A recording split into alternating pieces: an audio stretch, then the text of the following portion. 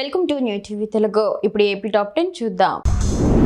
Microsoft సహా వ్యవస్థాపకులు bill gates రాజధాని అమరావతి ప్రాంతంలోని సచివాలయాన్ని సందర్శించారు. గన్నవరం విమానాశ్రయంలో మంత్రి నారా లోకేష్, ఇతర మంత్రులు ఆయనకు స్వాగతం పలికారు. అత్యంత భద్రత మధ్య తుళ్లూరు మండలం వెలగపూడిలోని సచివాలయానికి చేరుకున్న బిల్ గేట్స్ ను ముఖ్యమంత్రి చంద్రబాబు నాయుడు ఘనంగా స్వాగతించారు. ఈ సందర్శనలో పలు కీలక అంశాలపై చర్చ జరిగే అవకాశం ఉంది.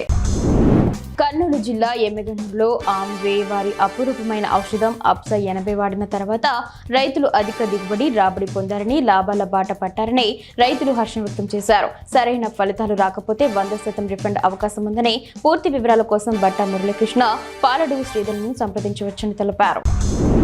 గుంటూరు జిల్లా పొన్నూరు పట్టణంలో ప్రభుత్వ నిబంధనలు ఉల్లంఘించి వేలాపాల లేకుండా మద్యం విక్రయాలు జరుగుతున్నాయి.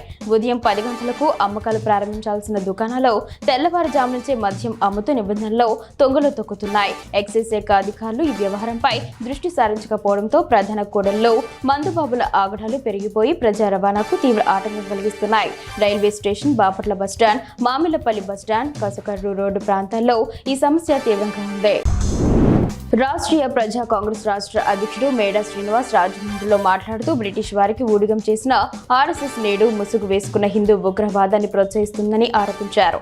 హిందూ పదాన్ని వక్రీకరిస్తున్న ఆర్ఎస్ఎస్ చీఫ్ మోహన్ భగవత్ అఖండ హిందూ సమాజానికి బహిరంగంగా క్షమాపణ చెప్పాలని ఆయన డిమాండ్ చేశారు. ఈ వైఖరి కుట్రకు దారితీస్తుందని ఆయన తీవ్రంగా విమర్శించారు. గుడివాడలోని టిడ్కో కాలనీలో ఉదయం నుంచి దట్టమైన పొగమంచు అలుముకుంది. దీనితో రహదారులు కనిపించక వాహనదారులు తీవ్ర ఇబ్బందులు ఎదుర్కొన్నారు. కాలనీలోని గృహ సముదాయాలు మంచుతో నిండిపోయి కశ్మీర్ను తలపిస్తున్నాయి. కనిష్ట ఉష్ణోగ్రతలు పడిపోవడంతో స్థానికులు చలికి వణికిపోతున్నారు. మంచు కారణంగా జనజీవనం నెమ్మదించింది.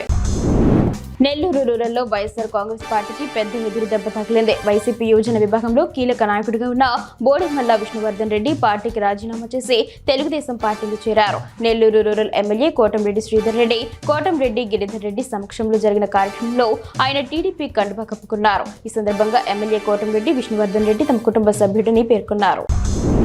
కాట్రేని కోన మండలం గచ్చకాయల పొర వద్ద మత్స్యకారులు భారీ దీక్ష చేపట్టారు. సముద్రపు మొగ పూడికకు గురవడంతో 4 మండలాల పరిధిలోనే మత్స్యకారులు వేట సాగించలేక తీవ్ర ఇబ్బందులు పడుతున్నారని, అలాగే పొలాల్లో మురుగునీరు బయటకు వెళ్లక రైతాంగం కూడా నష్టపోతుందని బాధితులు తెలిపారు. ప్రభుత్వం అధికారులు స్పందించి తక్షణమే పూడికతీత పనులు చేపట్టాలని వారు డిమాండ్ చేస్తున్నారు. కరప మండలం గొర్రెపూడి గ్రామంలోని గోలీల పుంత ప్రాంత ప్రజలు తీవ్ర తాగునీటి సమస్యను ఎదుర్కొంటున్నారు.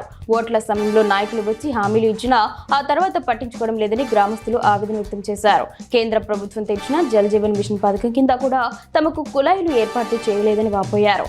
విద్యుత్ వైర్లను మార్చాలని, తమకు మంచినీటి కుళాయిలు వేయించాలని ఎమ్మెల్యే పంతం నానాజీని గ్రామస్తులు కోరుతున్నారు.